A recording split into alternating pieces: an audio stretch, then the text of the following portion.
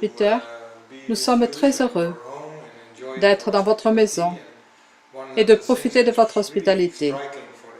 Ce qui frappe tous ceux entrant en contact avec vous, c'est la gentillesse et l'harmonie qui rayonne de vous.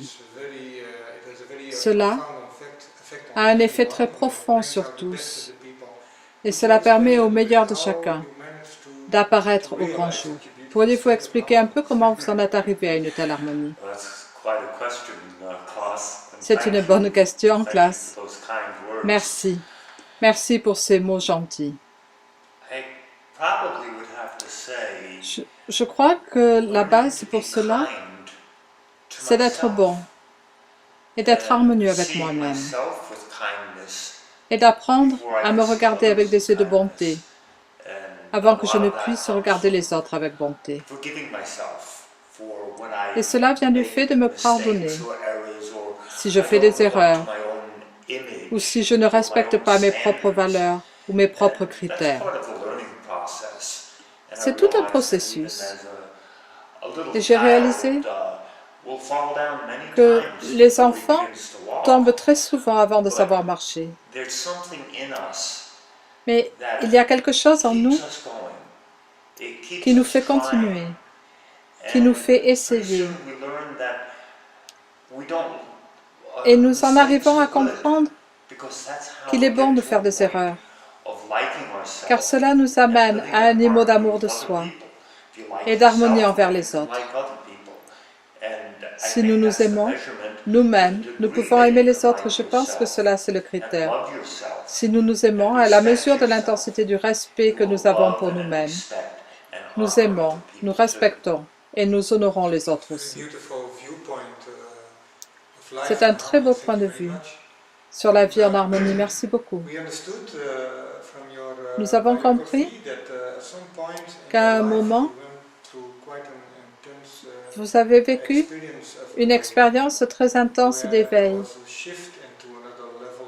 au cours de laquelle vous avez basculé dans un autre niveau d'harmonie et de simplicité. Cela nous intéresserait beaucoup que vous parliez de cela.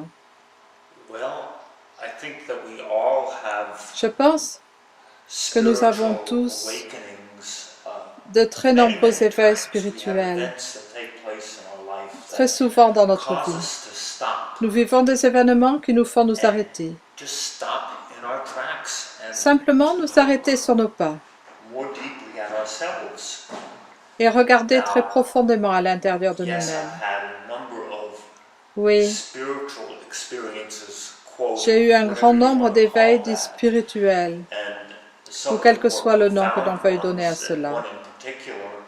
Et durant l'un des plus profonds, peut-être le plus profond, j'ai vu que tout ce que je croyais être moi s'effondrait. Mon identité était partie, désintégrée simplement. Et pendant un moment, je ne savais plus qui j'étais. Je n'étais plus Peter. Je n'étais plus la personne identifiée à son travail ou à ce que je faisais. Plus rien n'identifiait ce que je suis vraiment. Et j'ai réalisé que ce que je suis vraiment, c'est l'esprit. Il y a un vide conscient. Le fait de percevoir le vide. Je ne suis pas mes pensées, je ne suis pas mon corps. Je suis cela qui fait l'expérience de tout cela. Ça a été comme s'éveiller d'un rêve, tout en étant bien conscient que j'étais en train de rêver. Et cela, c'est ce que je suis, ce que je ressens, ce qui est maintenant. Et cela me place complètement dans ce moment de maintenant. Très souvent, nous entendons dans beaucoup de discussions sur l'éveil que ce qui permet de s'approcher de cet état, c'est l'acceptation, d'entrer dans un état d'acceptation totale. Certains amènent aussi à ce sujet le concept d'entrer dans un état de maîtrise et très souvent ces deux concepts semblent être en conflit l'un avec l'autre. Comment vous avez harmonisé ces deux dans votre vie? That makes me laugh. It makes me laugh, ça me fait rire. I don't know what mastery is. Je ne sais pas ce qu'est la maîtrise. We learn just to be and to accept Nous apprenons à the être good, simplement the bad, et à accepter le bon, le mauvais and it's just et à not accepter clinging, totalement not ce qui holding est on, because life everything is changing. There is a et great ne deal pas of s'accrocher à quoi que impermanence ce with soit every parce que single tout thing. change en This permanence. body, this is changing all the time. Ce corps change toujours. L'environnement change The toujours. seasons change. It's Les constant saisons change. changent. Il y a un changement constant. To not fight against what Donc, j'ai appris à ne always pas me happens. battre It always changes avec ce qui se inevitably. passe toujours. It's Le constant. changement est inévitable et constant. I've allowed myself to take a position of being Je me suis donné les moyens de detached me mettre en from it, position not de demanding that détachement life occur a envers tout particular cela, way. sans demander que les choses se passent d'une façon particulière. C'est vrai, j'ai des préférences. Je préfère que les circonstances soient agréables, qu'elles soient confortables. Quelquefois, elles ne sont pas plaisantes, pas confortables. Et c'est OK aussi, parce que j'ai appris à ne pas me battre contre cela.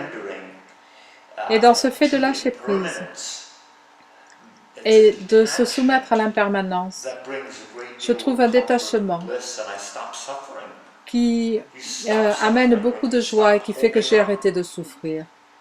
On arrête de souffrir lorsque l'on arrête de se cramponner. Cela m'a demandé beaucoup de courage d'ouvrir mes mains et de lâcher prise, mais une fois que j'ai fait cela, j'étais totalement libre.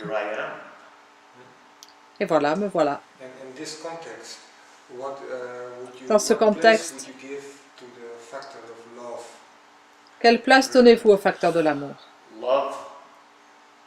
L'amour, l'amour bienveillant, c'est tout. À partir du moment où nous arrêtons de porter un jugement, que ce soit nous, que ce soit les autres, ce qui apparaît naturellement, c'est ce que nous sommes. Nous sommes l'amour bienveillant. Chaque être sur cette planète a un cœur humain. Chaque être veut être embrassé, veut être rassuré, veut être aimé. Cela, c'est la nature du cœur humain, de la conscience. Nous devenons conscients de ce que nous sommes vraiment et à quel point nous sommes infinis. Cet infini est empli d'amour. Plus nous sommes conscients, plus nous réalisons que nous sommes amour. Et plus ce devient facile de l'exprimer. Tu sais, c'est de l'énergie, c'est de l'énergie, c'est de l'énergie. Prenons une fleur, elle part d'une petite graine, une fleur, puis elle s'épanouit, si elle a assez d'énergie. Et puis elle donne son parfum à tous. Les gens aiment cette fleur ou ne l'aiment pas, peu importe. La fleur offre simplement son essence. Et cette essence, c'est l'amour. C'est ce que nous faisons lorsque nous gagnons suffisamment d'énergie pour nous épanouir. Merci beaucoup pour cette très belle réponse, Peter. Vous êtes bien connu comme étant un maître de Qigong et d'arts martiaux. Si vous comparez cette tradition avec la tradition du yoga et de tous les aspects du yoga, la méditation, l'ayurveda, toutes les pratiques de Hatha Yoga, qui est une voie en soi, et tous les différents aspects, selon vous, mis à part l'aspect de préférence personnelle, quelle différence voyez-vous entre ces deux voies? Je crois, classe, que toutes ces disciplines variées sont comme des chemins qui montent une montagne. Et quel que soit le chemin que vous prenez, si vous l'empruntez suffisamment longtemps, si vous allez suffisamment haut, vous réalisez que de tous les chemins, la vue est la même. Le paysage est le même. Du sommet, vous voyez que tous les chemins sont identiques, et de la base de la montagne, vous ne voyez que leurs différences. tous ces chemins. Lorsque l'on va assez haut, c'est tout pareil. C'est tout